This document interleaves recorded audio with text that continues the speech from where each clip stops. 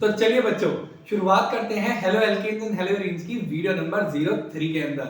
अभी तक जिन बच्चों ने स्टार्टिंग की दोनों वीडियो नहीं देखी हैं तो भाई जाके देख लो पहले, क्योंकि अगर स्टार्टिंग से वीडियो देखते हुए चलोगे तो ही आपको मजा आएगा, तभी आपको चीजें समझ में आएंगी। हाँ, अगर आपको वो सारी बातें आती हैं, आपको पता है, आप देखो उनके जो मैंने थंबनेल बना रखा है वो स्पेशली ऐसे ही डिजाइन करा है थंबनेल की, थंबनेल पे आपको पता चल जाए कि भाई इस वीडियो के अंदर क्या क्या टॉपिक कवर है। जैसे पहली वीडियो के अंदर मैंने इंट्रोडक्शन, क्लासिफिकेशन, नोमेनक्लेचर कवर करा है।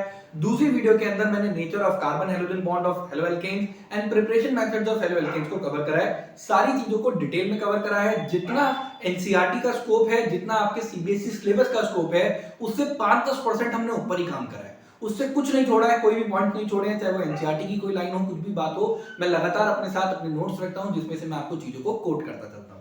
तो I believe we are good to go. तो चलिए सर, साइंस मास्टर के साथ शुरुआत करते हैं एक नए दिन के साथ, एक नई वीडियो की, that is halo alkanes and halo arenes video number 3। और इसके अंदर हम क्या पढ़ने वाले हैं? इसके अंदर हम पढ़ने वाले हैं chemical reactions of halo alkanes. Halo alkanes की हम केमिकल रिएक्शंस पढ़ने वाले हैं भाई।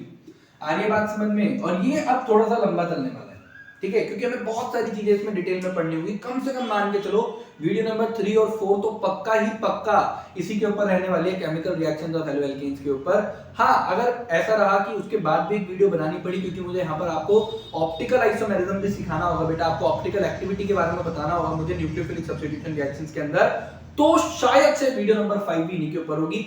बस चीजें थोड़ी बहुत प्लान्ड होती हैं, जब हम उन्हें इंप्लीमेंट करते हैं तब पता चलता है कि वो किस तरीके से सामने आ रही हैं। अभी मान के चलो कि जो पढ़ा रहा हूं उसे पढ़ लो, बहुत मजा आएंगे, बहुत बढ़िया मार्क्स आ जाएंगे। 3 तरह के केमिकल रिएक्शंस हमें देखने होते हैं इनके। सबसे पहला होता है न्यूक्लियोफिलिक सब्स्टिट्यूशन रिएक्शंस, ठीक है जी। सबसे पहली कौन सी रिएक्शन जिनके ऊपर हमें सबसे ज्यादा टाइम लगाना है, जिसके ऊपर आज की पूरी वीडियो जाने वाली है हमारी, न्यूक्लियोफिलिक सब्स्टिट्यूशन रिएक्शंस। उसके बाद आती है एलिमिनेशन रिएक्शंस। उसके बाद कौन सा आता है बेटा? उसके बाद आ गया हमारा elimination reactions, and at the last आता है on the third number reactions with metals, यानी कि जिसके अंदर हम ग्रिग्नार्ड रिएजेंट वगैरह को देखेंगे बस। तो हमें ये 3 रिएक्शंस देखनी है, chemical reactions of halo alkanes की, और ये अपने आप में बहुत इंपॉर्टेंट है। हमें यहाँ पर रिएक्शन मैकेनिज्म को भी देखना होगा। ऑल्दो ऑब्जेक्टिव एग्जाम है, रिएक्शन मैकेनिज्म वो नहीं पूछ सकते आपसे, लेकिन फिर भी आपको रिएक्शन मैकेनिज्म में जबरदस्ती पढ़ा रहा हूं और पढ़ना पड़ेगा आपको। क्यों पढ़ना पड़ेगा राघव सर? हम तो नहीं पढ़ रहे, साइंस मास्टर जी हम नहीं पढ़ेंगे। अरे पढ़ लो भाई, पढ़ लो। आपको जब पता चलेगा ना कि अच्छा इसमें इन्वर्जन क्यों हो रहा है, यहाँ पे ट्रांजिशन स्टेट है, यहाँ पर इंटरमीडिएट है, यहाँ पर क्या ऑर्डर ऑफ रिएक्टिविटी है, तो आपको वो चीजें बहुत बढ़िया लगेंगी। सही बता रहा हूँ, अगर आपको रिएक्शन मैकेनिज्म नहीं आते ना तो आप कभी नहीं कह सकते कि आपने अच्छे से पढ़ाई करी है 11th-12th में, क्योंकि 11th-12th का मतलब ही होता है कि आप रिएक्शन मैकेनिज्म्स को अच्छे से करो।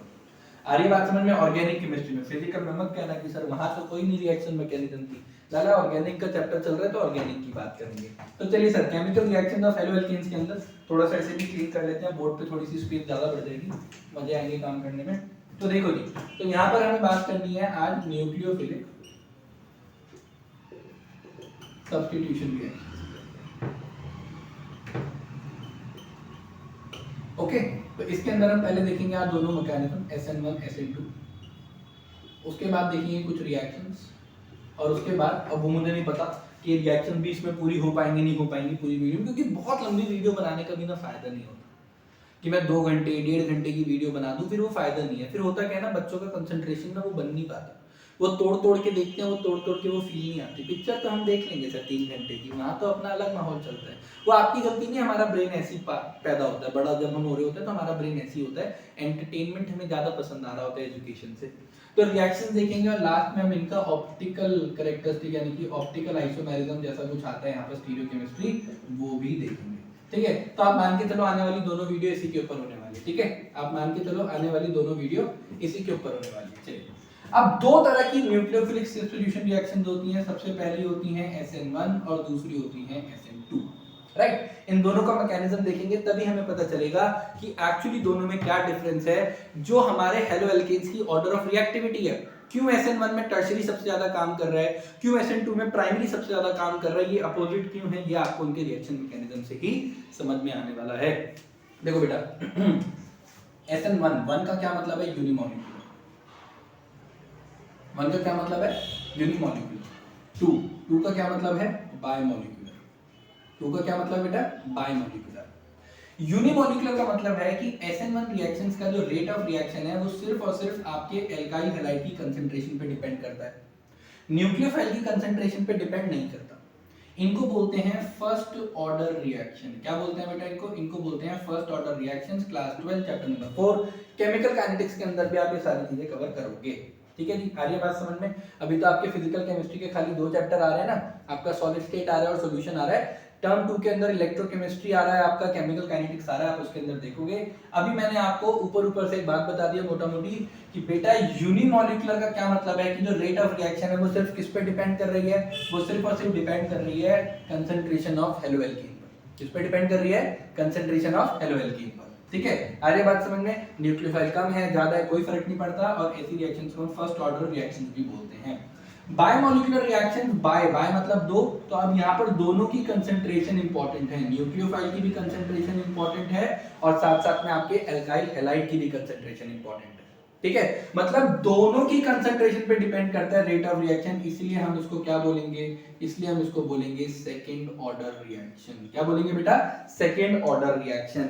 हम SN1 को क्यों फर्स्ट ऑर्डर रिएक्शन बोल रहे हैं या क्यों यूनिमोलिकुलर बोला जाता है? क्योंकि यूनिमोलिकुलर, यूनि मतलब वन, मॉलिक्यूलर मतलब एक ही टाइप के मॉलिक्यूल पर रेट ऑफ रिएक्शन डिपेंड करता है, that is on the concentration of your alkyl halide. But in this case, the rate of reaction depends upon two things, that the concentration of alkyl halide along with the concentration of nucleophile. आ गई बात समझ में? पक्का आ गई बात समझ में? ये तो थ्योरेटिकल सी बात थी, समझ गए आप, बढ़िया है, एक्सपेरिमेंटली करके देखा था, पता चल गया। आ गई बात समझ में? ओके सर, अब बात करेंगे सर SN1 की डिटेल में और फिर धीरे धीरे SN2 पे जाएंगे। तो अब जो मैं बोलूंगा वो सारी बातें SN1 पे होंगी। किस पे होंगी? SN1 पर होंगी। ठीक है जी, आ रही है बात समझ में? अब बहुत ध्यान से देखेंगे, यहाँ पर मैं एक रिएक्शन लिखूंगा और उस रिएक्शन से आपको समझना होगा कि हमने क्या करा है। मान लीजिए मैंने ले लिया CH3COH और यहाँ पे मैंने लगा दिया एक मिथाइल और ये रहा मेरा मिथाइल। मिथाइल को MEB लिख सकते हैं, ठीक है, ये भी मिथाइल है बस, ठीक है, जैसे लिखा है ठीक है। इसको मैंने रिएक्ट कराया विद H2, ठीक है। H2 आपको पता होगा बेस होता है, राइट, न्यूक्लियोफाइल की तरह काम करता है। न्यूक्लियोफाइल वो हर चीज होती है जिसके पास या तो लोन पेयर हो या फिर जिसके पास नेगेटिव चार्ज होता है। यहाँ पे सब्स्टिट्यूशन होगा, OH माइनस बाहर निकलेगा यहाँ से, अच्छा नहीं सॉरी, ये OH क्यों ले लिया था सर आपने, क्लोरीन ले लो, ठीक है, यहाँ से Cl माइनस बाहर आएगा, OH आएगा यहाँ पर लगेगा। तो यहाँ पर कैसा दिखेगा बनता हुआ, क्या दिखता है बेटा? यहाँ पर कुछ ऐसे दिख रहा होता है MECOH और साथ में ऐसा बनता है, ठीक है। क्या बना? अल्कोहल बन गया, देख लो क्या बना दिया मैंने, अल्कोहल बना दिया ना, बना दिया मैंने, अल्कोहल बना दिया। अब रिएक्शन देखो उल्टी हो रही थी, वहां पर मैं अल्कोहल को हाइड्रोजन हैलाइड के साथ रिएक्ट कर रहा था तो मेरा अल्काइल हैलाइड बन रहा था और साथ में वाटर बाहर आ रहा था। मैं जब भी तो कहता हूँ चीजों को अगर तुम याद रखोगे ना, ऑर्गेनिक केमिस्ट्री सबसे आसान होती है, सबसे आसान होती है। जब भी जानबूझकर मैंने हेलोएल्केन हेलोएरिन की वीडियो स्टार्ट करी है क्योंकि आसान है, पढ़ाना आसान है, अगर बच्चा कनेक्ट करके चल रहा है। तो अब इस रिएक्शन के अंदर क्या हुआ, ये ऐसे बन गया, तो कहते हैं सर एक स्टेप में बन गया, नहीं, ये वन स्टेप रिएक्शन नहीं होती। नहीं, जो SN1 रिएक्शंस होती हैं, टू स्टेप रिएक्शंस होती हैं, इनमें सबसे पहला स्टेप जो होता है वो होता है फॉर्मेशन ऑफ कार्बोकेटाइन। क्या होता है बेटा? Formation of carbocation. यानी कि जैसे कि अब मैं पूरा पूरा लिखूंगा, अब बच्चों को समझ में आना चाहिए, वरना बच्चे कहेंगे यार ये सर तो कुछ और ही पढ़ा रहे हैं, ज्यादा मॉडर्न हो गए हैं। नहीं, ऐसा कुछ नहीं है। देखो यहाँ पर क्या होता है बेटा, यहाँ पर एक तरीके से आपको आयोनाइजेशन होता हुआ दिखेगा, ठीक है, टुवर्ड्स दो टू साइडेड एरो, आयोनाइजेशन होता दिखेगा, मतलब कि आपको कुछ ऐसा बनता हुआ दिखेगा।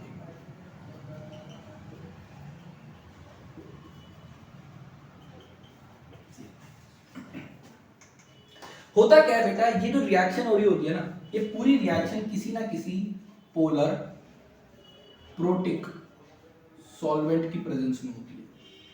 किसकी प्रेजेंस में होती है? Polar protic solvent, polar protic solvent, polar protic solvent. सुन रहे हैं मेरी बात को? सुन रहे हैं मेरी बात को? तो वो जो पोलर प्रोटिक सॉल्वेंट होता है ना, वो इस आयोनाइजेशन को कराने में हेल्प करता है। ध्यान से देखो, इस स्पीशीज को हम क्या कहते हैं? इस स्पीशीज को हम बोल रहे होते हैं कार्बोकेटायन। क्या बोल रहे होते हैं? कार्बोकेटायन। क्या बोल रहे हैं? कार्बोकेटायन। अभी थोड़ी देर पहले मैंने बताया था कि कार्बोकेटायन की स्टेबिलिटी का ऑर्डर होता है 3 डिग्री, 2 डिग्री, 1 डिग्री। आ रही है बात समझ में? तो यहीं से हमें पता चला था कि SN1 रिएक्शन में कैसे हेलोएल्केन सबसे बढ़िया काम करेंगे, यहीं से पता चला। क्योंकि देखो ना, अगर हमारा एल्काइल हैलाइड 3 डिग्री है तो ही तो वो कार्बोकेटायन भी 3 डिग्री बनाएगा। अगर हमारा एल्काइल हैलाइड 2 डिग्री है, ठीक है, अगर हमारा एल्काइल हैलाइड 2 डिग्री है तो ही तो वो कार्बोकेटाइन 2 डिग्री बनाएगा। अगर हमारा एल्काइल हैलाइड प्राइमरी है तो ही तो वो हमारी प्राइमरी एल्काइल वो प्राइमरी कार्बोकेटाइन बनाएगा। आ रही है मेरी बात समझ में? बोलो, आ रही है ना मेरी बात समझ में? अब कुछ बच्चे कहेंगे नहीं सर ऐसा हमेशा नहीं होता, रीअरेंजमेंट हो सकता है। यार देखो रीअरेंजमेंट को पहली बात तो हम यहाँ पे डाल दी रहे हैं, ठीक है।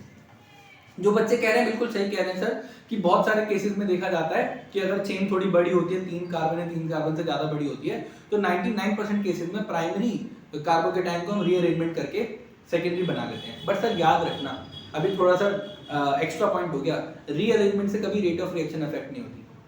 रीअरेंजमेंट ठीक है, रिएक्शन मैकेनिज्म में देखा जाता है कि प्राइमरी से वो खुद ब खुद इंटरमॉलिक्यूलर वो चेंज करते हैं, हाइड्रोजन शिफ्ट करके सेकेंडरी कार्बोकेटाइन बनाते हैं, लेकिन रेट ऑफ रिएक्शन चेंज नहीं होता, रेट ऑफ रिएक्शन तब भी धीरे रहेगा।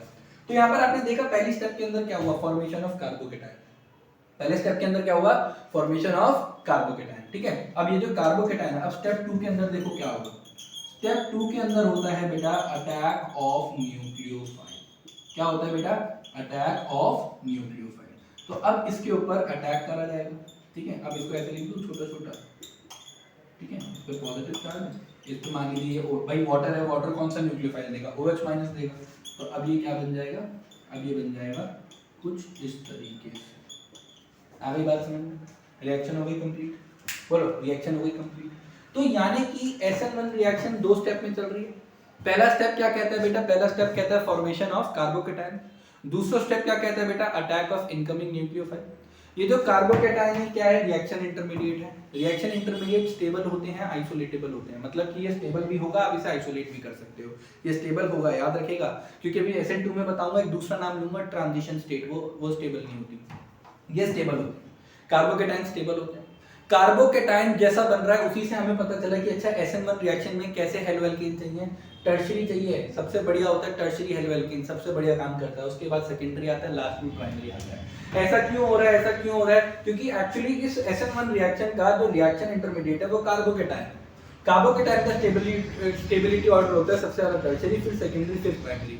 अब ये टर्शियरी कार्बोकेटाइन कब बन सकता है, जब हमारा यहाँ पर जो सबस्ट्रेट है वो खुद टर्शियरी हो, यानी कि हमारे पास टर्शियरी हेलो एल्केन हो। सेकेंडरी कार्बोकेटाइन कब बनेगा, this is also remain same, जब हमारे पास सेकेंडरी हेलो एल्केन होगा। आ रही है बात समझ में? पक्का आ रही है बात समझ में? तो SN1 रिएक्शन के बारे में आपको इतना ध्यान रखना था।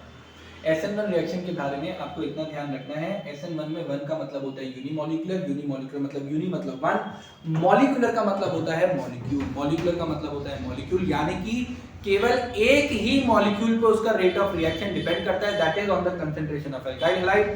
फर्स्ट ऑर्डर रिएक्शन होती है, 2 स्टेप में होती है। पहले स्टेप के अंदर हम फॉर्मेशन ऑफ कार्बोकेटाइन करते हैं, दूसरे स्टेप के अंदर हम अटैक ऑफ न्यूक्लियोफाइल कर रहे होते हैं, क्योंकि यहां पर रिएक्शन इंटरमीडिएट कार्बोकेटाइन है, that is why the order of reactivity of alkyl halides for SN1 reaction is 3 degree followed by 2 degree and 1 degree, that is in line with the stability order of carbocation। आ गई बात समझ में? पक्का आ गई बात समझ में? तो ये सारी कहानी थी जो मैंने आपको बता दी। 2-3 छोटी बातें और याद रखना, पोलर प्रोटिक सॉल्वेंट के केस में होता है ये सब कुछ, ठीक है। यहाँ पर कैसा सॉल्वेंट चाहिए, पोलर प्रोटिक सॉल्वेंट चाहिए। साथ में SN1 रिएक्शन होती है एक्सोथर्मिक इन नेचर। कैसी होती है बेटा, exothermic in nature. Just because SN1 reaction is exothermic in nature, they are preferred at low temperature.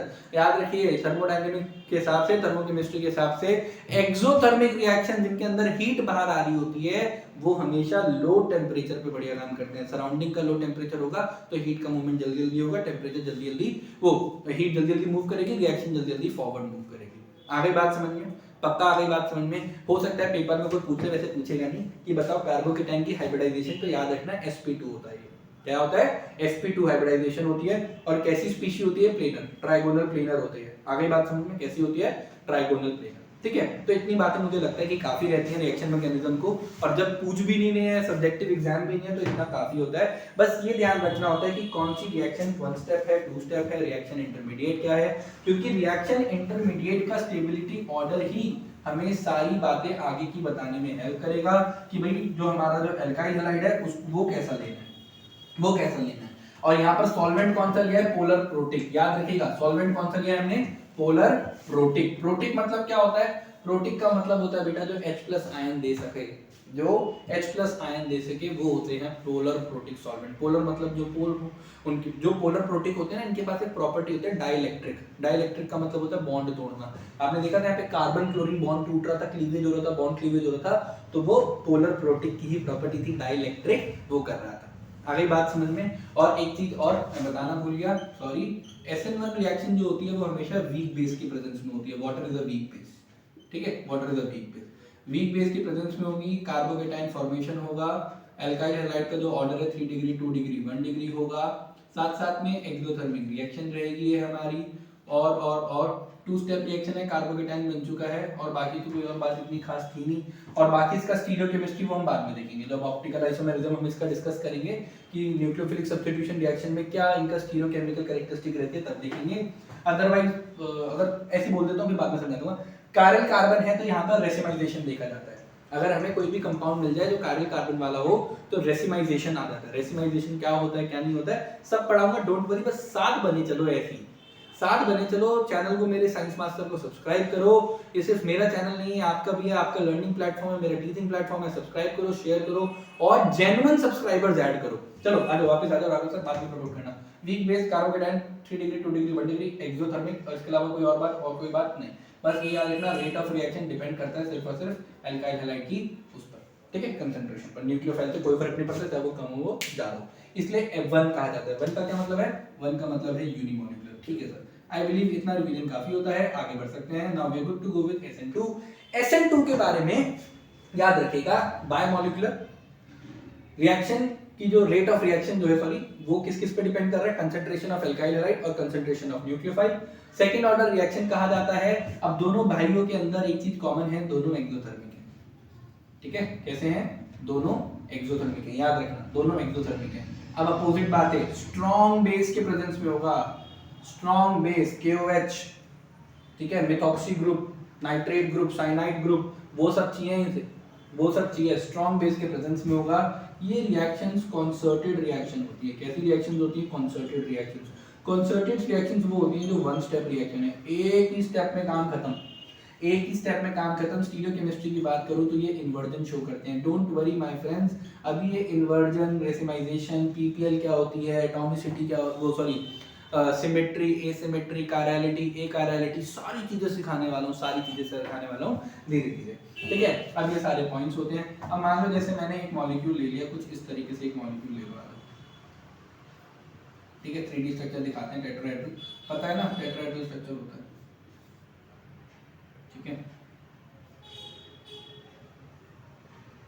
ये एक हाइड्रोजन, ये एक हाइड्रोजन, ये एक हाइड्रोजन, क्या लिया मैंने? क्लोरोमीथेन, क्या लिया मैंने? क्लोरोमीथेन। अब इसमें क्या होगा? इनकमिंग न्यूक्लियोफाइल अटैक कर रहा हो, और वो भी पता कैसे करेगा, वो यहाँ से नहीं करेगा, वो पीछे से कर रहा हो, पीछे से अटैक करता है, ठीक है। अब जब वो अटैक कर रहा है, इनकमिंग न्यूक्लियोफाइल अटैक कर रहा है, तो यहाँ पर देखो क्या बनती है। अब यहाँ पे इंटरमीडिएट नहीं बनता, नहीं नहीं नहीं लालाजी नहीं, अब यहाँ पर कुछ और बनता हुआ दिखता है, ध्यान से देखना, जल्दी जल्दी हो जाए, चलो ऐसे कर देते हैं थोड़ा सा। अब देखो, देखो क्या हो रहा है, ये ट्रांजिशन स्टेट है, ये ट्रांजिशन स्टेट है, और ट्रांजिशन स्टेट अपने आप में अनस्टेबल होती है। क्या बोल रहे हैं हम इसे? Transition reaction. इंटरमीडिएट मत बोल देना इसको, नहीं, वो स्टेबल होता है, वो स्टेबल होता है। ध्यान से देखो, कार्बन के कितने बॉन्ड? 5 बॉन्ड, बताओ कैसे बना दिए, बताओ कैसे बना दिए। बच्चे कहेंगे सर गलत बना रहे हो, अरे नहीं यार, कैसी बात कर दी तुमने यार, इतने साल हो गए पढ़ाते हुए। बेटा ये जो इनकमिंग न्यूक्लियोफाइल, ये इनकमिंग न्यूक्लियोफाइल है, ये जो इनकमिंग न्यूक्लियोफाइल जो इलेक्ट्रॉन लेके आता है ना, उनको हम डालते हैं एंटी बॉन्डिंग मॉलिक्यूलर ऑर्बिटल में। किसके अंदर डालते हैं बेटा? उन इनकमिंग न्यूक्लियोफाइल्स को, उन इनकमिंग न्यूक्लियोफाइल के जो इलेक्ट्रॉन साथ में आ रहे होते हैं उनको हम डाल देते हैं एंटी बॉन्डिंग मॉलिक्यूलर ऑर्बिटल में। अब ध्यान से देखो, जो ये वाला जो न्यूक्लियोफाइल है Cl-, ये धीरे धीरे बॉन्ड वीक हो रहा है। अब धीरे धीरे होगा क्या? ये बॉन्ड स्ट्रॉन्ग होता चला जाएगा, ये बॉन्ड वीक होता जाएगा, और जो फाइनल जो मेरे पास जो कंपाउंड आएगा वो कैसा आएगा? फाइनल मेरे पास जो कंपाउंड आएगा वो कुछ इस तरीके से दिख रहा होगा। कैसा दिख रहा होगा? इस तरीके से मेरा वो कंपाउंड दिख रहा होगा। आई बात समझ में? आई बात समझ में? बोलो पक्का आगे बात समझ में? आप देख रहे हो पहले यहाँ पर न्यूक्लियोफाइल कहाँ लगा था? यहाँ। अब वहाँ का लग रहा है, पीछे लग रहा है, उल्टा लग गया ना, उल्टा लग गया ना। हालांकि कायरल कार्बन में हमें ये चीजें शो करनी चाहिए कि कायरल कार्बन में इन्वर्जन होता है, ये तो कायरल है ही नहीं, क्यों नहीं है वो बाद में देखेंगे, पर बस ऐसे याद रखना क्योंकि यहाँ पर जो लीविंग ग्रुप होता है वो आगे से जाता है, जो इनकमिंग जो न्यूक्लियोफाइल है वो पीछे से आता है, इसलिए इन्वर्जन ऑफ कॉन्फ़िगरेशन देखी जाती है। SN2 के अंदर क्या देखी जाती है? Inversion of configuration. ठीक है जी, क्या बोला मैंने? Inversion of configuration, inversion of configuration. Got it? आ गई बात समझ में? तो देखो सर, मैंने आपको क्या बताया, आज की जो हमने वीडियो स्टार्ट करी अपनी सीरीज की, जो ये 3rd वीडियो है, इसके अंदर हमने केमिकल रिएक्शन शुरू करी है हेलो एल्केन्स हेलो एरीन्स की। इसके अंदर हमने सबसे पहले डिस्कस करा है बेटा सब्स्टिट्यूशन न्यूक्लियोफिलिक रिएक्शंस। दो तरह की होती हैं, SN1 SN2। SN1 मैंने आपको पूरी बता दी, कार्बोकेटाइन वहां पर आता है, याद रखिएगा। SN2 के बारे में हम यहाँ पर डिस्कस कर रहे हैं। हमने देखा कि यहाँ पर ट्रांजिशन स्टेट बनती है, रिएक्शन इंटरमीडिएट नहीं बनता, कार्बन 5 बॉन्ड बना रहा है जिसकी वजह से हाईली अनस्टेबल होता है, लेकिन धीरे धीरे लिविंग ग्रुप निकल जाता है, इनकमिंग न्यूक्लियोफाइल के साथ नया बॉन्ड बन जाता है। कंसर्टेड रिएक्शंस हैं, कंसर्टेड मतलब ऐसी रिएक्शन जो खाली एक स्टेप में हो जाती हो, ठीक है, एक स्टेप में हो जाती हो। अब यहाँ पर ध्यान से देखो कि इनकमिंग न्यूक्लियोफाइल को वहीं पर जुड़ना है, तो अगर बताओ यहाँ पर बहुत ज्यादा भीड़ हो जाए, यहाँ पर बहुत ज्यादा भीड़ हो जाए, तो क्या वो जुड़ पाएगा ढंग से? नहीं जुड़ पाएगा, नहीं जुड़ पाएगा। याद रखना रेट ऑफ रिएक्शन जो होता है ना SN2 रिएक्शंस का, ये इनवर्सली प्रोपोर्शनल होता है टू द स्टेरिक हिंड्रेंस। ठीक है, किसके इनवर्सली प्रोपोर्शनल है? Steric hindrance. स्टेरिक हिंड्रेंस का मतलब होता है क्राउड, भीड़ भाड़। जितना आप भीड़ भाड़ बना दोगे SN2 रिएक्शन उतना कम होगा, SN2 रिएक्शन उतना कम होगा। यानी कि भाई बहनों, यहाँ से मैं कंक्लूड करता हूँ कि primary alkyl halide followed by secondary followed by tertiary alkyl halide, ये ऑर्डर ऑफ रिएक्टिविटी होता होगा फॉर SN2 रिएक्शंस। क्यों? क्योंकि यहाँ पर जितने बल्कि ग्रुप लगा दोगे ना आप अपने कार्बन पर, पॉजिटिव चार्ज वाले कार्बन पर, ये कैसा सेंटर बन जाता है? ये न्यूक्लियो इसके ऊपर ये कैसा सेंटर बनता है? यहाँ पर इनकमिंग न्यूक्लियोफाइल आकर अटैक करने वाला है ना, आने वाला है ना, क्योंकि इसके ऊपर थोड़ा पॉजिटिव चार्ज होगा, इसके ऊपर थोड़ा नेगेटिव चार्ज होगा, तो ये न्यूक्लियोफिलिक सेंटर है। तो आपका न्यूक्लियोफिलिक सेंटर जितना भीड़ भाड़ वाला होगा ना, वो आने से मना कर देगा कि यार इतनी भीड़ है, कहाँ जाऊंगा मैं यार, कहाँ जाऊंगा, रिएक्शन इंटरमीडिएट भी नहीं बन रहा, ट्रांजिशन स्टेट बननी है, इतनी भीड़ भाड़ में नहीं जा पाऊंगा।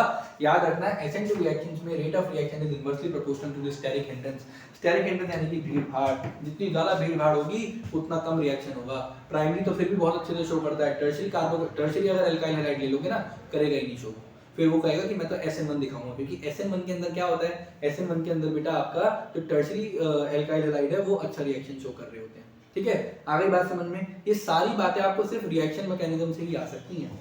जब भी रिएक्शन मैकेनिज्म पढ़ाया मैंने, क्योंकि अगर रिएक्शन मैकेनिज्म आप बता देना, चीजें दिमाग में बैठ जाएंगी। इन्वर्जन हो रहा है, ठीक है सर, हम समझ गए इन्वर्जन हो रहा है यहाँ पर, ठीक है सर, और यहाँ पर बाकी सारी चीजें भी समझ में आनी चाहिए। 1 डिग्री 2 डिग्री 3 डिग्री दोनों एक्सोथर्मिक है, वो स्ट्रॉन्ग बेस या वीक बेस। यहाँ स्ट्रॉन्ग बेस क्यों चाहिए? जो वेट ना करे। वहां पे वीक बेस है, वेट करता है कि कार्बोकेटाइन बन जाए फिर मैं अटैक करूं। यहाँ स्ट्रॉन्ग बेस क्या, अरे रुक जाओ, मैं तो ऐसे ही आ रहा हूं, KOH ले लो, यहाँ पर काम हो जाएगा ऐसे। आ गई बात समझ में? पक्का आ गई बात समझ में? तो मैंने आपको यहाँ पर सिखा दी है SN1 रिएक्शन मैकेनिज्म और SN2 रिएक्शन मैकेनिज्म। अब इसके बाद अब हमारी इसी वीडियो का नेक्स्ट सेगमेंट जो है उसमें हम कंटिन्यू करेंगे बेटा with some nucleophilic substitution reaction that are shown by halo alkanes. मतलब हम अलग अलग के साथ करेंगे रिएक्शन। जैसे पहली रिएक्शन हमने मान लीजिए पोटेशियम साइनाइड के साथ देख ली या किसी और के साथ देखी, तो ऐसी कुछ हम रिएक्शन सब कर करके देखेंगे कि उनके अंदर क्या प्रोडक्ट आता है और उस प्रोडक्ट का हम क्या देख रहे हैं, मतलब वहां पर किस तरीके का न्यूक्लियोफिलिक सब्स्टिट्यूशन हो रहा है, SN1 हो रहा है, SN2 हो रहा है, ये सारी बातें हम डिस्कस करेंगे। ठीक है बेटा, जिन बच्चों को मैकेनिज्म समझ में अगर थोड़ा कम आया हो तो मेरी रिक्वेस्ट है कि आप खाली वीडियो को रिपीट करके देख लो। मैंने चीज़ों को इतना डिटेल में बताया ना कि आपको उसके अलावा मुझे नहीं लगता कि कोई बुक पढ़ने की नीड पड़ेगी, जरूरत ही नहीं होनी चाहिए, जरूरत ही नहीं होनी चाहिए। आ रही है बात समझ में? बोलो सर, आ रही है बात समझ में? ठीक है, तो चलो बच्चों, अब अपने रिएक्शन मैकेनिज्म कंप्लीट करा, अब देखते हैं हम कुछ न्यूक्लियोफिलिक सब्स्टिट्यूशन रिएक्शन जो हमारे हेलो एल्केन शो कर रहे होते हैं।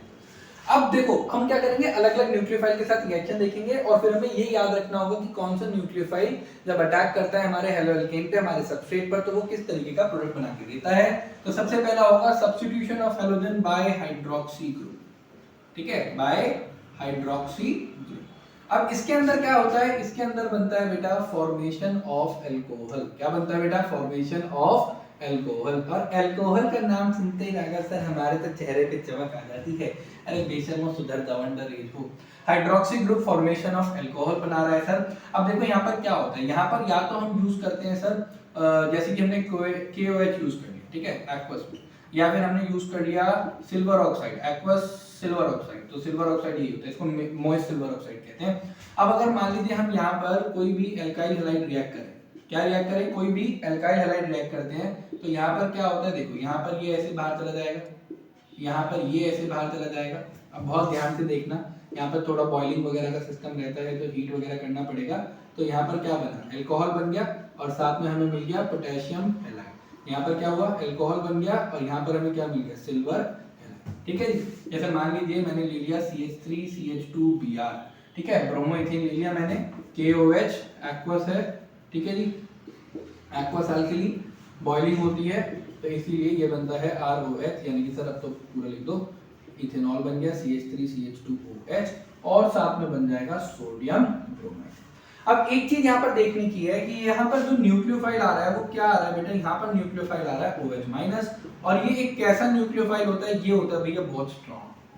और जब स्ट्रॉन्ग न्यूक्लियोफाइल आता है तो कैसा रिएक्शन होता है, SN2 रिएक्शन होता है। कैसा रिएक्शन होता है, SN2 रिएक्शन होता है। इस चीज का ध्यान रखना है बेटा। आ गई बात समझ में? देखिए मैं अपने नोट से रीड करके बताता हूं आपको, तो चीजें जल्दी जल्दी समझ में भी आती जाएंगी। वो कहता है that haloalkanes on treating with boiling aqueous alkalis or silver oxide in boiling water, silver oxide in boiling water undergo hydrolysis to form alcohol, undergo hydrolysis to form alcohol। आ गई बात समझ में? तो हम अल्कोहल के साथ मतलब अल्कोहल बना सकते हैं, हाइड्रोलाइसिस कर सकते हैं यहाँ पर इसका। बस याद रखिएगा यहाँ पर हम स्ट्रॉन्ग न्यूक्लियोफाइल्स को यूज कर रहे हैं, KOH हो गया, AgOH हो गया, और जैसे स्ट्रॉन्ग न्यूक्लियोफाइल वर्ड आए तो SN2 रिएक्शन, कंसर्वेटिव रिएक्शन, कोई रिएक्शन इंटरमीडिएट नहीं होता है। ऑर्डर ऑफ रिएक्शन जो होगा वो एल्काइल हैलाइड के लिए सबसे ज्यादा प्राइमरी, फिर टर्शियरी, फिर वो प्राइमरी, सेकेंडरी, फिर टर्शियरी।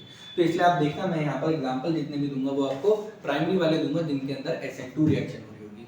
यही मैं रिएक्शन अगर अल्कोहल के बजाय वाटर के साथ करूँ तो वाटर क्या हो गया बेटा, अपने आप में एक वीक बेस हो गया, वीक न्यूक्लियोफाइल हो गया अपने आप में। वो किस तरीके का न्यूक्लियोफाइल प्रोवाइड कर रहा है, कैसा खुद भी कैसा है, वो KOH अपने आप में स्ट्रॉन्ग न्यूक्लियोफाइल है, वीक वाटर अपने आप में वीक न्यूक्लियोफाइल है। तो इसीलिए क्या होगा बेटा, वो SN1 रिएक्शन मैकेनिज्म फॉलो करेगा, थोड़ा सा स्लो हो जाएगा, रिएक्शन कंडीशन हमें चेंज करनी पड़ेगी।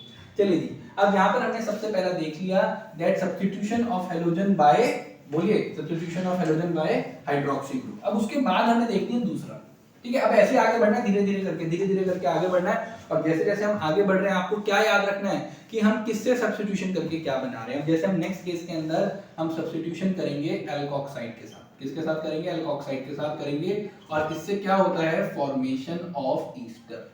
क्या होता है बेटा, formation of ether, sorry ethers, formation of ethers, Easter नहीं, सॉरी ईथर्स। एल्कोक्साइड क्या होता है, ये ऐसा कुछ दिख रहा होता है, ठीक है। तो हम इसके अंदर क्या करते हैं, अपने एल्काइल हैलाइड को लिया, इसको रिएक्ट करते हैं विद सोडियम एल्कोक्साइड, ठीक है। ये क्या है, सोडियम एल्कोक्साइड। अब ध्यान से देखो, ये सोडियम हैलाइड बाहर निकला, सोडियम हैलाइड बाहर निकला, और जैसे ही सोडियम हैलाइड बाहर निकला तो क्या बना, ROR- यानी कि एल्कोक्सी एल्केन। क्या बाहर निकल गया बेटा, यहाँ से बाहर निकल गया हमारा एल्कोक्सी एल्केन, और ये एल्कोक्सी एल्केन और साथ में सोडियम हैलाइड। आगे बात समझ में? ये बेटा अपने आप में एक फेमस रिएक्शन है, नेम रिएक्शन है, इसको हम बोलते हैं विलियमसन सिंथेसिस, ठीक है। विलियमसन को पहले ऐसे साइंटिस्ट थे जिन्होंने इस रिएक्शन से ईथर प्रिपरेशन करी थी, that is why we call it Williamson synthesis. इसके अंदर हम क्या यूज कर रहे हैं, इसके अंदर हम यूज कर रहे हैं सोडियम एल्कोक्साइड। क्या यूज कर रहे हैं, सोडियम एल्कोक्साइड। अब ये जो एल्कोक्साइड ग्रुप होता है, अगेन ये SN2 रिएक्शन मैकेनिज्म को फॉलो करता है। क्यों? क्योंकि ये भी एक स्ट्रॉन्ग न्यूक्लियोफाइल होता है। यानी कि जैसे कि मैंने ले लिया CH3CH2Br और इसको मैं अगर रिएक्ट कराऊं NaOC2H5, यानी कि यहाँ पर भी मैंने क्या ले लिया, यहाँ पर भी मैंने लिया है सोडियम एथॉक्साइड। क्या लिया बेटा, यहाँ पर मैंने लिया है सोडियम एथॉक्साइड। तो अब यहाँ पर ये क्या बनता है, यहाँ पर ये बनता है डाइमिथाइल ईथर, डाइइथाइल ईथर, या तो आप इसे इथॉक्सी इथेन कह दो, ठीक है, सिखाऊंगा इसका नॉमेनक्लेचर चैप्टर 11 में। या तो आप इसको इथॉक्सी इथेन कह दो, या फिर ये बन जाएगा आपके लिए डाइइथाइल ईथर, और साथ साथ में यहाँ पर सोडियम ब्रोमाइड तो बनेगा ही बनेगा। आगे बात समझ में, विलियमसन सिंथेसिस नेम रिएक्शन हो गई वाली हमारी। देखिए क्या कहते हैं बेटा, halo alkanes when treated with sodium और potassium alkoxide form ether, sodium या पोटेशियम एल्कोक्साइड के साथ रिएक्ट करिए, ईथर बन जाएगा। इसको विलियमसन सिंथेसिस कहते हैं। SN2 रिएक्शन मैकेनिज्म फॉलो होता है क्योंकि एल्कोक्साइड अपने आप में स्ट्रॉन्ग न्यूक्लियोफाइल है। कैसा है बेटा, अपने आप में एक स्ट्रॉन्ग न्यूक्लियोफाइल है। आगे बात समझ में, बोल दो आगे बात समझ में, तो इस चीज को ध्यान रखना, ठीक है, इस चीज को ध्यान रखना। चलो सर, तो हमने यहाँ पर 2 न्यूक्लियोफिलिक सब्स्टिट्यूशन रिएक्शन देख ली, कम से कम 8 देखनी है, ठीक है ना, कम से कम 8 देखनी है, और उन 8 में सारी चीजें कवर कर दूंगा मैं आपकी। उन 8 रिएक्शंस के अंदर बहुत सारी बातें होंगी अलग अलग, जैसे ये थर्ड रिएक्शन जो हम करेंगे जिसके अंदर हम ये साइनो बनाने वाले हैं, एल्केन साइनाइड बनाएंगे, इसके अंदर आप देखना बहुत सारा कंटेंट कवर होगा, और ये रिएक्शन अपने आप में कन्वर्जेंस के लिए बहुत इंपॉर्टेंट होती है। तो जो थर्ड रिएक्शन है, वो थर्ड रिएक्शन क्या कहता है, थर्ड रिएक्शन कहता है substitution of halogen by cyano group, substitution of halogen by cyano group. Cyano group कैसा दिख रहा होता है, ऐसा।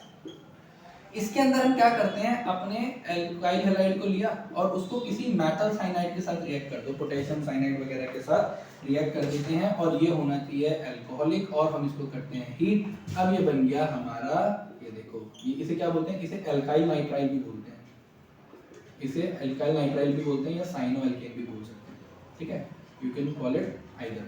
और साथ में सर क्या बनता है, ये बन गया हमारा KX, ठीक है, KX क्या बना, आगे बात समझ, हम देखना जरा, CH3 CH2 CH2 Cl, साथ में ले लिया KCN, अल्कोहलिक होना चाहिए, हीट, क्या बनेगा, CH3 CH2 CH2 Cl। चलो एक बात बताओ, ये क्या है, क्लोरोप्रोपेन, क्या है क्लोरोप्रोपेन, और वो क्या है, अब ये हो जाएगा सर हमारा 4 कार्बन वाला, देख रहे हो आप प्रोडक्ट, यानी कि यहाँ पर क्या हो रहा है, एसेंट ऑफ चेंज हो रहा है, क्या हो रहा है, ascent of chain. Borodine Hunsdiecker reaction में डिसेंट ऑफ चेंज हो रहा था, वीडियो नंबर 2 के लास्ट में बताया मैंने, डिसेंट ऑफ चेंज का मतलब होता है जब एक कार्बन एटम कम हो रहा है, यहाँ तो बढ़ रहा है भाई, यानी कि एसेंट ऑफ चेन, आपने 3 कार्बन वाला प्रोडक्ट लिया, रिएक्टेड लिया था, सबस्ट्रेट किया था, 4 कार्बन वाला प्रोडक्ट मिल रहा है आपको, इसी को बोलते हैं एसेंट ऑफ चेन। क्या बोलते हैं बेटा, इसी को हम बोल रहे होते हैं एसेंट ऑफ चेन। आगे बात समझ में, बोलो बेटा, आगे बात समझ में। ये रिएक्शन इसीलिए अपने आप में बहुत बहुत बहुत ज्यादा इंपॉर्टेंट होता है, बहुत ज्यादा इंपॉर्टेंट होता है। अब ये जो बना ना हमारे पास, ये जो एल्काइल नाइट्राइल जो हमें मिल गया है ना, अब हम इसको बहुत सारी चीजों में कन्वर्ट कर सकते हैं। हम इसको अमाइड में, कार्बोक्सिलिक एसिड में, अमीन में कन्वर्ट कर सकते हैं। कैसे कर सकते हैं अभी मैं सिखाऊंगा, लेकिन पहले मेरी बात समझो। मैंने क्या कहा, इस रिएक्शन को एसेंट ऑफ चेन कह रहे हैं क्योंकि हमने जब अपना सबस्ट्रेट लिया तो प्रोप लिया था हमने, ठीक है, प्रोपाइल क्लोराइड लिया था, लेकिन जब यहाँ बना तो 4 कार्बन आ गए, 1 2 3 4। ये कन्वर्जेंस के अंदर बहुत बार यूज होता है। जब भी अगर आप देख रहे हो कि आपका जो सबस्ट्रेट है उसके अंदर कार्बन है 3, प्रोडक्ट में क्या रहा है वो 4, तो यानी कि एसेंट ऑफ चेन करना है, यानी कि रिएक्शन को ऐसे करना है कि आपके रिएक्टेंट से जो प्रोडक्ट बन रहा है उसमें एक ज्यादा कार्बन बने, तो हमेशा आप इसी तरीके से एसेंट करोगे। एसेंट मतलब एक कार्बन बढ़ाओगे। देखिए ध्यान से सुनिएगा सर। तो सर हेलो एल्केन्स और अल्काइल हैलाइड एक ही बात है, react with alcoholic solution of potassium cyanide to form alkyl cyanide. Cyanide बना दिया बेटा हमने। अब यहाँ पर ध्यान रखना कि जो अल्काइल साइनाइड होते हैं इनको हम बहुत सारी चीजों में कन्वर्ट कर सकते हैं। जैसे मान लीजिए हमने ये ले लिया CH3C, ठीक है, ओके। अब देखो इसको हम वाटर के साथ रिएक्ट कर रहे हैं, इसका एसिडिक हाइड्रोलाइसिस करेंगे। क्या करेंगे हम इसका एसिडिक हाइड्रोलाइसिस, या तो आप कंसंट्रेटेड HCl ले लो या फिर कंसंट्रेटेड H2SO4 ले लो, और फिर हाइड्रोलाइसिस करना है तो इसलिए सेकंड स्टेप में वाटर। अब यहाँ बन जाएगा सर इसका अमाइड। क्या बन जाएगा, अमाइड। यानी कि अमाइड कैसा दिख रहा होगा आपको, कुछ इस तरीके का, CH3COONH2 बन गया, बोलो बन गया। आप इसी से कार्बोक्सिलिक एसिड बना सकते हो भाई, इसी से इसका कार्बोक्सिलिक एसिड बना सकते हो। रिएक्शन मैकेनिज्म में थोड़ी सी इक्वेशन चेंज कर दीजिए, या तो आप डाइल्यूट एसिड ले लो या कोई अपना डाइल्यूट अल्कली ले लो, यानी कि बेस ले लो। तो यहाँ पर क्या बन जाएगा, यहाँ बन जाएगा CH3COOH। लो क्लोरोमीथेन से अगर आपको इथेनॉइक एसिड बनाना है तो कैसे बनाओगे, ऐसे बना सकते हो। क्लोरोमीथेन लिया, उससे क्या करोगे, उसको KCN से रिएक्ट कराओ, KCN से रिएक्ट कराने के बाद उसको ऐसे कर दो, हो जाएगा काम। देखो मैंने लिख भी रखा है, carboxylic acid on complete hydrolysis with dilute mineral acid और अल्कली गिव्स कार्बोक्सिलिक एसिड।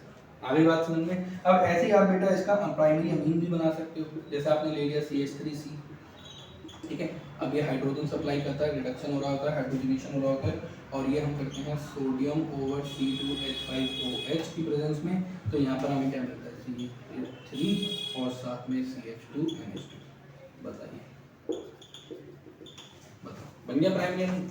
किससे बन रहा है सब कुछ? इससे, एल्काइल साइनाइड से, एल्काइल नाइट्राइल से बोलते हैं, साइनो एल्केन भी बोलते हैं। आगे बात समझ में। तो आप सोचो, शुरुआत अगर आपको इसकी करनी है, 2 कार्बन की जरूरत नहीं है, 1 से कर सकते हो।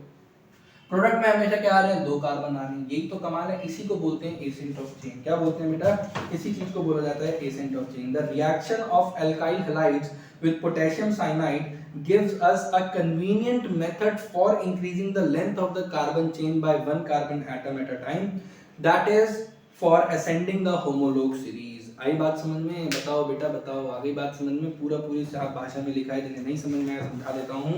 The reaction of alkyl halide with potassium cyanide gives us a convenient method for increasing the length of the carbon chain by 1 carbon atom at a time, that is ascent of ascending the homolog series। आगे बात समझ में? या ascent of carbon chain, पक्का? आगे बात समझ में। अब याद रखने की, जो ये साइनो ग्रुप आता है, ये भी स्ट्रॉन्ग न्यूक्लियोफाइल है, और जैसे ही कहा स्ट्रॉन्ग न्यूक्लियोफाइल, तो कौन सा रिएक्शन मैकेनिज्म? एसेंट। कैसा? एसेंट। अब मैं आपको एक ऐसी चीज दिखाऊंगा, आप कहोगे यार ये क्या हो रहा है, ये तो कंफ्यूजिंग हो गया। नहीं, अभी मैंने क्या करा था? अभी मैंने लिया था नाइट्राइल, अब मैं ले रहा हूं आइसोनाइट्राइल। क्या ले रहा हूं? आइसोनाइट्राइल या आइसोसाइनाइड ग्रुप। देखो होता क्या है ना, अब 4th में हम यूज कर रहे हैं आइसोसाइनाइड ग्रुप को। आइसोसाइनाइड ग्रुप का क्या मतलब है? अब यहाँ पर N ऐसे दिख रहा होगा, ठीक है, ऐसे दिख रहा होता है, मतलब अब बॉन्डिंग किधर की तरफ से होती है? नाइट्रोजन की तरफ से होती है। अब जिसके अंदर हम यूज करते हैं AgCN। क्या यूज करते हैं? AgCN। लेंगे सब कुछ सेम। मान लो आपने ले लिया CH3Cl, अब क्या बनेगा? अब बनेगा कुछ ऐसे, अब बनेगा कुछ ऐसे। आ रही है बात समझ में? और साथ में AgCl। ये क्या बात है सर? KCl ले रहे थे तो C से बॉन्डिंग हो रही थी, अब AgCN ले रहे हैं तो N से बॉन्डिंग हो रही है। ऐसा क्यों भाई, ऐसा क्यों? बेटा ऐसे जो न्यूक्लियोफाइल्स होते हैं ना, इनको बोलते हैं एम्बिडेंट न्यूक्लियोफाइल। क्या बोलते हैं इनको? इनको बोलते हैं एम्बिडेंट न्यूक्लियोफाइल। ये 4th नंबर रिएक्शन है। अभी 5th और 6th पे आप देखोगे, एक देखोगे ऐसे ऐसे, और एक देखोगे आप ऐसे, ठीक है। ये भी क्या 2 ग्रुप हो गए। ये भी देखो, एक में ऑक्सीजन से बॉन्डिंग होगी, एक में नाइट्रोजन से। यहाँ पर क्या हो रही है? एक बार कार्बन से, एक बार नाइट्रोजन से। तो इनको बोला जाता है एम्बिडेंट न्यूक्लियोफाइल, जिनके पास एक से ज्यादा ऐसी पोजीशन हो। एक्चुअली होता क्या है, पोटेशियम साइनाइड के केस में ये जो बॉन्ड होता है, ये होता है आयोनिक। अब आयोनिक होने की वजह से बॉन्डिंग दोनों से हो सकती है, कार्बन से भी, नाइट्रोजन से भी। लेकिन होगा क्या, जब जैसे अब हमारा एल्काइल नाइट्राइल बनता है, तो या तो कार्बन कार्बन बॉन्ड बनता है या कार्बन नाइट्रोजन बॉन्ड होता है। तो हमेशा याद रखो, जो बॉन्ड ज्यादा स्ट्रांग है वो बनेगा। तो भाई कार्बन कार्बन बॉन्ड जो होता है वो ज्यादा स्ट्रांग होता है as compare to carbon nitrogen. इसलिए जब भी आप पोटेशियम साइनाइड ले रहे हो, उसके अंदर पोटेशियम और कार्बन के बीच का आयनिक बॉन्ड है। आयनिक बॉन्ड होने की वजह से ये K+ अलग है, CN- अलग। अब दोनों से बॉन्डिंग हो सकती है, दोनों के पास ऑप्शन थे, लेकिन एक्सपेरिमेंटली देखा गया कि कार्बन कार्बन बॉन्ड ज्यादा स्ट्रांग होता है, इसलिए वो कार्बन कार्बन बॉन्ड बनाता है। लेकिन सिल्वर साइनाइड में क्या हो रहा है बेटा? अब देखो सिल्वर साइनाइड में क्या हो रहा है, सिल्वर साइनाइड के अंदर ये हो जाता है कोवलेंट बॉन्ड। अब अगर ये हो गया कोवलेंट बॉन्ड, तो कार्बन तो बिजी हो गया, अब खाली नाइट्रोजन की जो बॉन्ड है वही फ्री होंगे ना बॉन्डिंग के लिए। जो नाइट्रोजन के बॉन्ड है खाली वही फ्री होंगे, जिसकी वजह से अगर AgCN के साथ रिएक्ट करते हो तो अब वो आइसोनाइट्राइल बना रहा है। इसे क्या बोल रहे हैं? एल्काइल आइसोनाइट्राइल, क्योंकि इस ग्रुप को क्या बोलते हैं? आइसोसाइनाइड। आगे बात समझ में? बोलो बेटा पक्का आगे बात समझ में? ठीक है ना। और याद रखना, ये जो दोनों ही रिएक्शन जो होती हैं, जो इससे पहले वाली भी थी, उसमें तो खाली एल्कोहलिक लेते हैं, इसके अंदर भी सेम करना होता है, दैट C2H5OH वाटर और हीट। ठीक है, आगे बात समझ में? देखो मैंने अपने नोट्स में से रीड करके बताता हूँ। Such nucleophiles which have more than one site through which reaction can occur are called ambident nucleophile। ऐसे न्यूक्लियोफाइल जिनके पास ऐसी साइट हो, एक से ज्यादा साइट हो जहां से रिएक्शन हो सकती है, उनको हम बोलते हैं ambident nucleophile. Cyanide ion is an ambident nucleophile. Ambi word का मतलब ही होता है which is not fixed. Ambi AMBI, ambi का मतलब ही होता है विच इज नॉट फिक्स्ड या डुअल कैरेक्टरिस्टिक। अब देखो alkali metal cyanide such as KCN are predominantly ionic। KCN ionic होता है, ठीक है, जिसकी वजह से क्या हो रहा होता है कि कार्बन कार्बन बॉन्ड बनता है, क्योंकि वो ज्यादा स्ट्रांग है। लेकिन AgCN is predominantly covalent, therefore only nitrogen electron pair is available for bond formation. As a result, alkyl isocyanide are formed as the chief product. आगे बात समझ में? बोलो सर, पक्का आगे बात समझ में? तो ये सारी बातों में मैंने आपको समझा दिया। देखो हमने 4 अलग अलग सब्स्टिट्यूशन रिएक्शन पढ़ी। पहले पढ़ी हाइड्रोक्सी ग्रुप की, फिर पढ़ी हमने अल्कोक्सी ग्रुप की, अब फिर हमने पढ़ी साइनाइड, अब पढ़ रहे हैं आइसोसाइनाइड। और हमने देखा कि अरे ये तो कमाल की बात हो गई, एक ही मॉलिक्यूल है, एक बार कार्बन से बॉन्डिंग दिखा रहा है जब केसीएन से रिएक्ट कराते हैं, ठीक है, अल्कोहलिक से दिखाते हैं, अल्कोहलिक केसीएन से, और अगर हम अल्कोहलिक इथेनॉलिक भी बोल सकते हैं, इथेनॉलिक अगर हम एजीसीएन ले रहे हैं, सिल्वर साइनाइड ले रहे हैं तो नाइट्रोजन से दिखाते हैं, क्योंकि भाई केसीएन के केस में आयनिक बॉन्ड है, कार्बन नाइट्रोजन दोनों से बॉन्डिंग हो सकती है। तो जब दोनों से बॉन्डिंग हो सकती है तो दोनों ऑप्शन है, तो वो वाला ऑप्शन ज्यादा प्रेफर करा जाता है जो ज्यादा स्ट्रॉन्ग बॉन्ड फॉर्मेशन करे। Carbon carbon bond formation carbon nitrogen bond से ज्यादा अच्छी होती है, ज्यादा स्ट्रॉन्ग होती है, दैट इज उसी से बॉन्ड फॉर्मेशन करी जाती है। और एजीसीएन के केस में, सिल्वर साइनाइड के केस में एजी और सी यानी कि सिल्वर और कार्बन के बीच में कौन सा बॉन्ड होता है? कोवलेंट बॉन्ड होता है, that is why only nitrogen electron pair are available for bonding, इसलिए आइसोसाइनाइड ग्रुप जुड़ रहा होता है, यानी कि नाइट्रोजन की तरफ से जुड़ रहा होता है। आगे बात समझ में?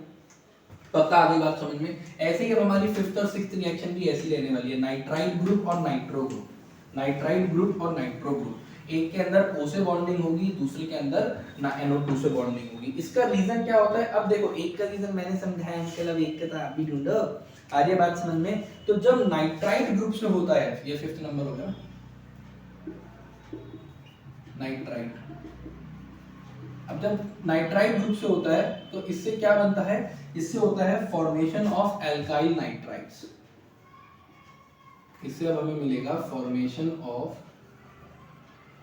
एल्काइल नाइट्राइड्स, ठीक है, इससे हमें मिलेगा फॉर्मेशन ऑफ एल्काइल नाइट्राइड्स। अब इसके अंदर देखो हम क्या करते हैं, halo alkanes react with sodium और पोटेशियम नाइट्राइड। देखो रीजन ना वैसे सेम सही होगा यहाँ पर भी, ठीक है।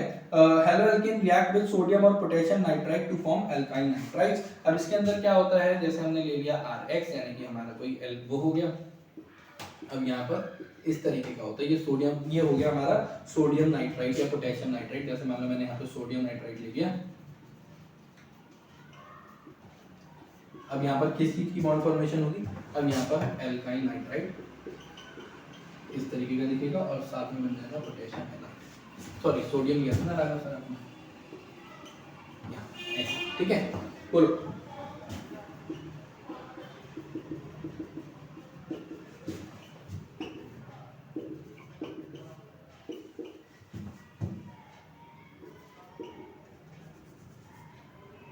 तो यहाँ पर कुछ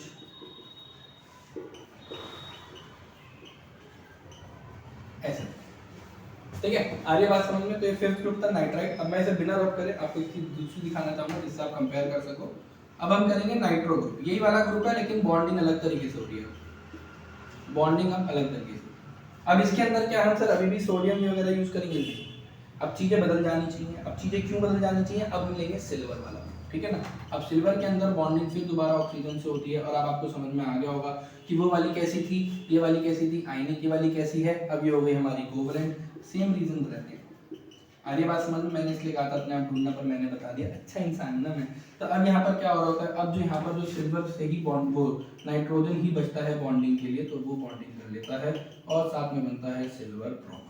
आगे बात समझ में? बोलो सर आगे बात समझ में? तो यानी कि मैंने आपको आज की क्लास के अंदर एम्बीडेंट भी सिखा दिया भाई। क्या सिखा दिया मैंने आपको? मैंने आज की क्लास के अंदर एम्बीडेंट न्यूक्लियोफाइल्स भी सिखा दिए। एम्बीडेंट ऐसे होते हैं जिनके पास एक से ज्यादा साइट अवेलेबल होती है फॉर रिएक्शन। आगे बात समझ में? साइनाइड, आइसोसाइनाइड, नाइट्राइड, नाइट्रो भी होते हैं। रीजन सेम है कि अगर वो मेटल के साथ बना रहे हैं, आयनिक बॉन्ड होता है, किसी के साथ भी बन सकता है, तो फिर वो उससे बनाते हैं जिसके साथ बॉन्ड स्ट्रॉन्ग हो। तो कार्बन ऑक्सीजन बॉन्ड ज्यादा स्ट्रॉन्ग होता है कार्बन नाइट्रोजन से, कार्बन ऑक्सीजन बॉन्ड ज्यादा स्ट्रॉन्ग होता है as compare to carbon nitrogen. अब इसकी अगर हम बात करते हैं, अब अगर हमने नाइट्रो ग्रुप में लिया तो अब हमने यहाँ पे क्या ले लिया? Silver nitride. वहां क्या ले लेते हैं हम? अल्कली मेटल नाइट्राइड, ये हो गया हमारा सिल्वर नाइट्राइड। अब यहाँ पर कोवलेंट बॉन्ड है। कोवलेंट बॉन्ड का मतलब है इसके इलेक्ट्रॉन यहाँ बिजी हैं, इसके यहाँ बिजी हैं, खाली नाइट्रोजन के इलेक्ट्रॉन पेयर फ्री अवेलेबल होते हैं फॉर बॉन्डिंग, जिसकी वजह से अब हमें मजबूरन नाइट्रोजन के साथ कार्बन बॉन्ड करके यहाँ पर बनाना पड़ता है। क्या बनता है ये बनता है एल्काइल नाइट्रेट। क्या बनता है बेटा? बोलिए। ये बनता है नाइट्रो एल्केन्स इन्हें बोलते हैं ऐसे। तो क्या बनते हैं इन्हें?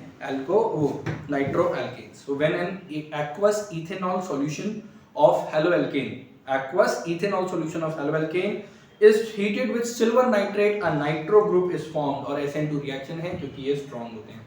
आगे बात समझ में, बोलो बेटा, आगे बात समझ में। हाँ, तो आसान रिएक्शन थी, आई होप आपको ये चीजें समझ में आ गई होंगी। मैंने आपको 6 सब्स्टिट्यूशन सिखा दिए ऑलरेडी, 2 छोटी छोटी रिएक्शंस और रह गई हैं, तो वो कर लेते हैं, फिर उसके बाद हम सीधा नेक्स्ट वीडियो में फिर कंटिन्यू कर लेंगे, ठीक है। और उस नेक्स्ट वीडियो के अंदर हम ऑप्टिकल आइसोमेरिज्म वाला पार्ट, मतलब जो न्यूक्लियोफिलिक सब्स्टिट्यूशन रिएक्शंस का जो ऑप्टिकल आइसोमेरिज्म वाली चीज है वो करेंगे, एलिमिनेशन रिएक्शन और रिएक्शन विद मेटल कर लेंगे। अभी वापस से इस वीडियो पे आ जाओ और जरा इस वीडियो को कंप्लीट कर लो मेरे साथ। तो भाई अब इसको हम रब करते हैं और अब हम देखेंगे कार्बोक्सिलेट ग्रुप के साथ, ठीक है। किसके साथ देखेंगे? कार्बोक्सिलेट। देखते हैं हम क्या बनाता है वो। अब यहाँ पर हमें ईस्टर बनते हुए दिखेंगे। देखो हमने क्या क्या बनाया, कैसे चीजों को याद रखना है। हमने पहली रिएक्शन में क्या बनाया था? अल्कोहल, फिर क्या बनाया? ईथर, फिर क्या बनाया? साइनाइड, फिर बनाया आइसोसाइनाइड, नाइट्राइल आइसोसाइनाइड, फिर बनाया एल्काइल नाइट्राइट, अब क्या बनाया? नाइट्रो एल्केन, ठीक है। 6 रिएक्शन हो गई, 6 अलग अलग चीजें बनाई। अब हम बनाएंगे substitution of halogen by carboxylate group, ठीक है। 7th नंबर पे क्या आ गया हमारा?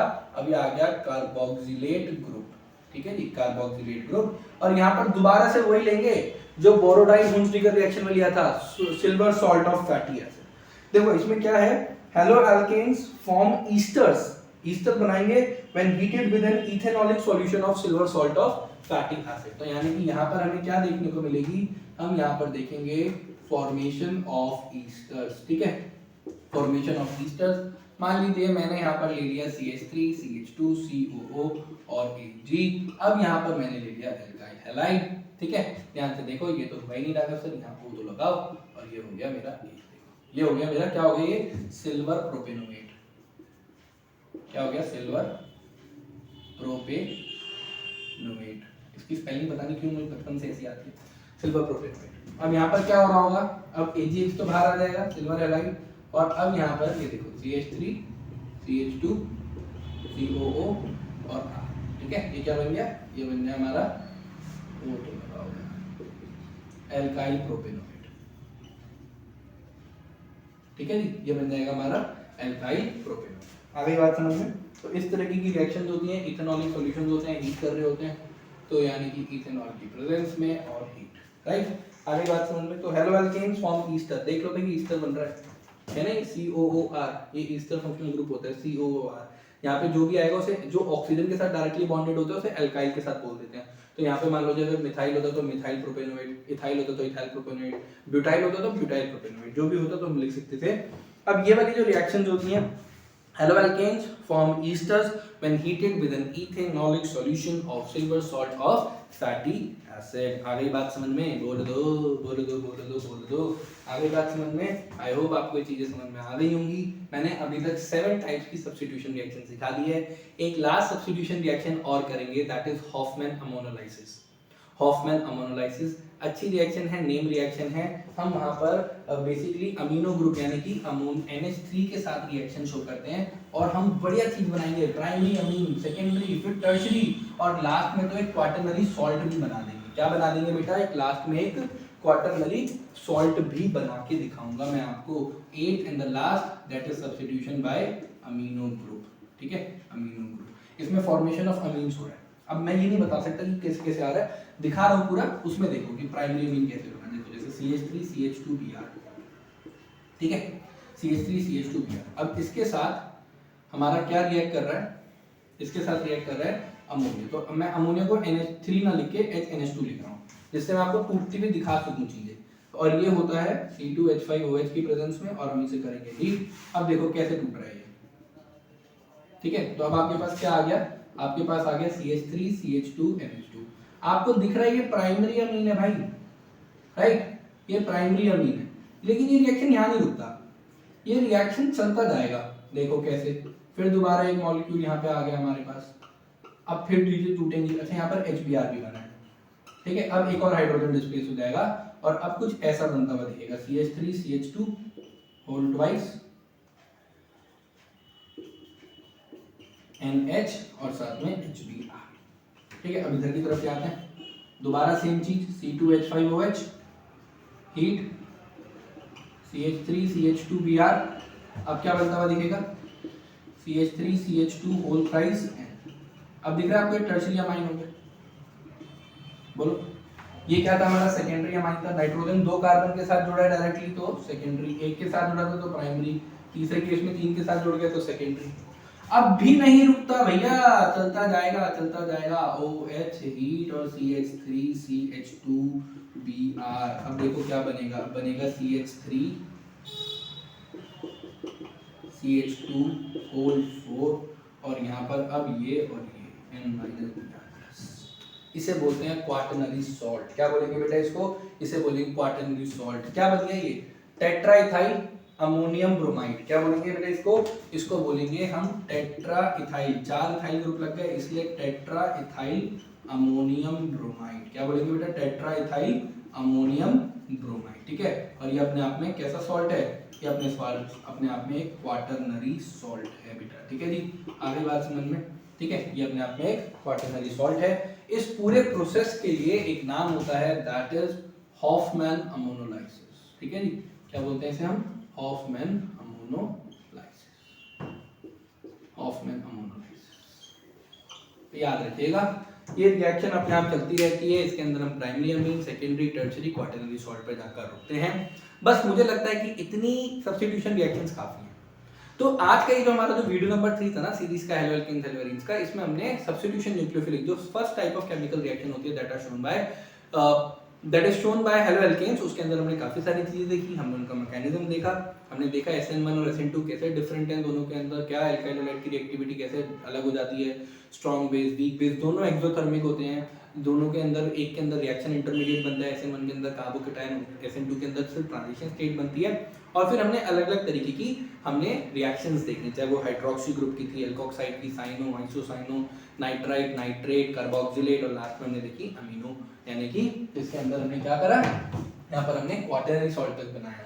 यहाँ पर पहले रिएक्शन होती है, प्राइमरी अमीन बनता है, फिर सेकंड स्टेप में दोबारा एक हाइड्रोजन हट जाता है, हाइड्रोजन कम होता जा रहा है, NH2 से यहाँ बचा खाली NH, फिर यहाँ बचा खाली एक भी हाइड्रोजन नहीं बचा, और दूसरे केस में तो फिर वो क्वाटरनरी सॉल्ट यानी कि टेट्रा इथाइल अमोनियम ब्रोमाइड बनाते हैं। ठीक है बेटा, आगे बात समझ में, चीज़ों को अच्छे से रिवाइज कर लो जब बैठते हो। अब ये सारी रिएक्शन जैसे एनसीईआरटी में नहीं दे रखी हैं, एनसीईआरटी में खाली एक टेबल है, उस टेबल में बता रखा है इससे रिएक्ट करते हैं तो ये बनता है, ये करता है, उससे नहीं हो पाता काम। वो टेबल मैं कभी बोलता नहीं हूँ बच्चों को कि उसको प्रेफर करो, आप इन सारी रिएक्शंस को अपने साथ लिख लो अगर आपके पास प्रॉपर्ली ये सारी रिएक्शन नहीं लिखी हुई है, और ये रिएक्शन के अलावा आपको कोई और रिएक्शन लिखने की जरूरत नहीं है। ठीक है बेटा, अब मिलेंगे हम halo alkanes and halo arenes की वीडियो नंबर 4 में, दैट इज नेक्स्ट वीडियो जो हमारा वेट कर रही है, बहुत जल्द आ जाएगी वो आपके चैनल पर।